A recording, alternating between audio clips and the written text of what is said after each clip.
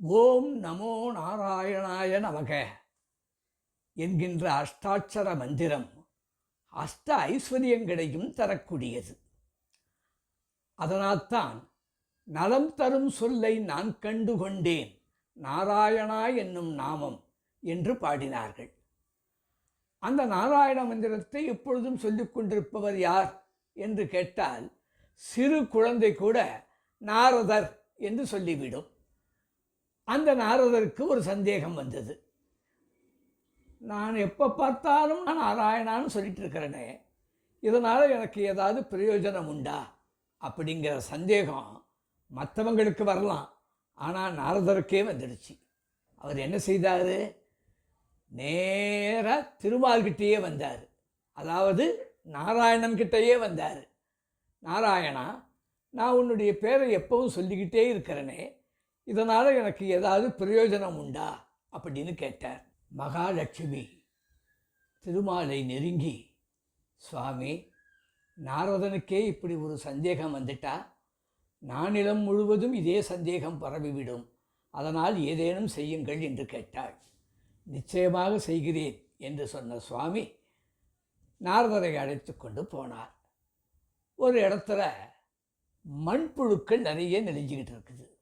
அங்கே போய் நிறுத்தி, நாரதா, அதோ அந்த மண்புழுவனுடைய காதில் நாராயணான்னு சொல்லு, உடனே என்ன நடக்குதுன்னு உனக்கு புரிஞ்சு போயிடும். அதுக்கு காது எங்கே இருக்குன்னு எப்படி நான் தேடுறது? அது இருக்கிற இடமும் ரொம்ப அருவருப்பான இடமா இருக்குன்னு நான் எப்படி சொல்கிறது? மேலே இருந்தே நீ அந்த ஒரு குறிப்பிட்ட மண்புழுவுக்கிட்ட மட்டும் சொல்லுன்னார். நாரதர் போனார், நாராயணான்னார். அடுத்த நிமிஷம் அந்த மண்புழு துடித்து விழுந்தது, இறந்து விட்டது. பரமாத்மா, என்ன இது? எனக்கும் ஒன்றும் புரியல, ஏன் இப்படி நடந்துச்சுன்னு தெரியல. எதுக்கும் வேற ஒரு இடத்துக்கு போகலாம். இல்லை இல்லை, இதுவே போதும். எப்படி?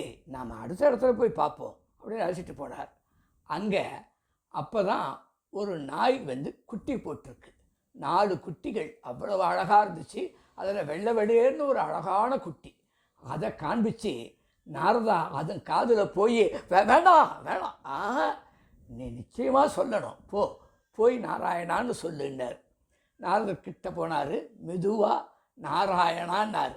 அடுத்த நிமிஷம் நாய்க்குட்டி துடிச்சு விழுந்துச்சு, அதுவும் செத்துடுச்சு.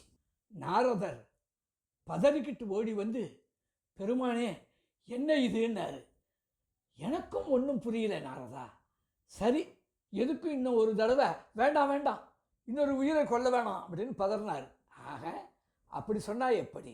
எதுவாக இருந்தாலும் 3 தடவை முயற்சி பண்ணணுங்கிற ஒரு முறை இருக்குல்ல, வான்னு கூட்டிகிட்டு போனார். ஒரு இடத்துல ஒரு பசு அப்பொழுது தான் கன்று போட்டிருந்தது. அங்கே போய் காண்பிச்சு, அந்த கண்ணுக்குட்டிக்கிட்ட போய், அச்சோ வேணாம், கோகத்தி பண்ண பாவத்துக்கு என்னை ஆளாக்காதே, ஒரு பசுக்குட்டியே இப்போ தான் பிறந்த கொட்டி, ஐயோ நான் எப்படி அதை செய்வேன், வேண்டாம், அதை கொண்ட பாவத்துக்கு என்னை ஆளாக்காத.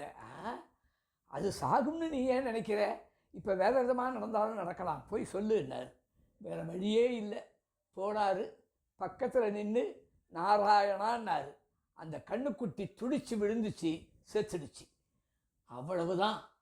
ஆஹா நாராயணா, தெரியாத்தனமாக இவ்வளவு காலமாக உன்னுடைய பேரை நான் சொல்லிட்டு இருந்திருக்கிறேனே, நல்ல வேளை யாரும் வந்து ஏன் காதில் நாராயணான்னு சொல்லலை. சொல்லியிருந்தால் நானும் போயிருப்பனோ என்னமோ. இனிமே இந்த விவகாரமே எனக்கு வேணாம், நான் அதை சொல்ல மாட்டேன்னார். அதெல்லாம் முடியாது, என்கிட்டையே வந்து இப்படி கேட்கறதுக்கு உனக்கு எவ்வளவு துணிச்சல், அதனால் நீ இதனுடைய பலனை தெரிஞ்சுக்கிட்டே தீரணும், வான்னு கூட்டிகிட்டு போனார். ஒரு அரண்மனை, நிறைய வீரர்கள் நிற்கிறாங்க. அப்போ தான் ஒரு குழந்தை பிறந்திருக்கு, அரசகுமாரன். அந்த ஊரே கோலாகலமாக இருக்குது. அரண்மனை பூரா தீப ஒளி, அற்புதமான காட்சி. அங்கே போய் அந்த குழந்தையை காட்டி, நாரதா அங்கே போய், வேண்டாம் வேண்டாம், நான் அங்கே போய் சொல்ல அந்த குழந்தைக்கு ஏதாவது ஆக, சுற்றி எல்லாரும் நிற்கிறாங்க. ஆமாம், வேலும் வாழும் வச்சுக்கிட்டு என்னை குத்தணுமா? வேண்டாம், என்னை விட்டுடு, முடியவே முடியாது, நீ போகத்தான் வேணும், சொல்லத்தான் வேணும்னார். வேறு வழியே இல்லை. பயந்துக்கிட்டே போகிறார் நாரதர். கிட்ட போனவுடனே அந்த மகாராஜாவும் மகாராணியும் ஓடி வந்து, ஆஹா, எங்கள் பிள்ளை பிறந்த நேரம், தாங்களே எழுந்தருளி விட்டீர்களே, மாமுனிவர் தேவ ரிஷி தாங்களே வந்து விட்டீர்கள் என்றால் எங்கள் குழந்தை எவ்வளவு பெரிய புண்ணியம் செய்த குழந்தை. நாரதர் என்ன நடக்கப் போகிறதுங்கிறது தெரியாம இவங்க நம்மள சந்தோஷமாக வரவேற்கிறாங்களேன்னு சொல்லிட்டு மனசுக்குள்ள வருத்தப்பட்டுக்கிட்டே வந்தார். கிட்ட போய் நின்னார். சுவாமி, தாங்கள் எப்பொழுது சொல்லும் அந்த அஷ்டாட்சர மந்திரத்தை குழந்தையின் காதில் சொல்லுங்கள்னு இவங்களே கேட்டாங்க.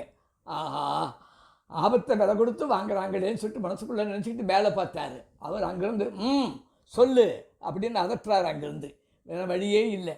கிட்ட போய் குழந்தைக்கு பக்கத்தில் நின்றுக்கிட்டு நாராயணான்னார். அடுத்த நிமிடம் அந்த குழந்தை எழுந்து உட்கார்ந்தது. நாரத மகாமுனிவரே வணக்கம் அப்படின்னு சொல்லிச்சு. அவருக்கு ஒன்றும் புரியல. குழந்தாய், நீ இப்பொழுதுதானே என்னை பார்க்கிறாய், நான் நாரதன் என்பது உனக்கு எப்படி தெரியும்னு கேட்டார். சுவாமி, இந்த பிறப்பில் நான் இப்பொழுதுதான் உங்களை பார்க்கிறேன். ஆனால் இதற்கு முன் 3 பிறப்பில் உங்களை பார்த்திருக்கிறேனேன்னு அந்த குழந்தை. எப்படி சொல் அப்படின்னார். சுவாமி, நான் மண்புழுவாக இருந்தேன். அப்பொழுது வந்து நாராயண மந்திரத்தை சொன்னீர்கள். உடனே அந்த பிறவி தீர்ந்து அதைவிட உயர்ந்த பிறவியாக நாய்க்குட்டியாக பிறந்தேன். அப்பொழுதும் என்னிடம் வந்து அந்த நாராயண மந்திரத்தை சொன்னீர்கள். உடனே அந்த பிறவி தீர்ந்து அதைவிட உயர்ந்த பிறவியாக கன்றுக்குட்டியாக பிறந்தேன். அப்பொழுதும் வந்து நாராயண மந்திரத்தை சொன்னீர்கள். அதன் பலன் 3 ஜென்மங்களில் நாராயண மந்திரத்தை கேட்ட பலன் இப்பொழுது சக்கரவர்த்தி குமாரனாக பிறந்திருக்கிறேன். இதுதான் நாராயண மந்திரத்தின் மகிமைன்னு சொல்லிச்சு. அப்போதான் நாரதருக்கே புரியுது, ஆகாது எவ்வளவு உன்னதமானதுன்னு சொல்லிட்டு. ஆகவே நாராயண மந்திரம் என்பது மிகவும் மகத்தானது என்பதை இந்த கதை நமக்கு உணர்த்துகிறது.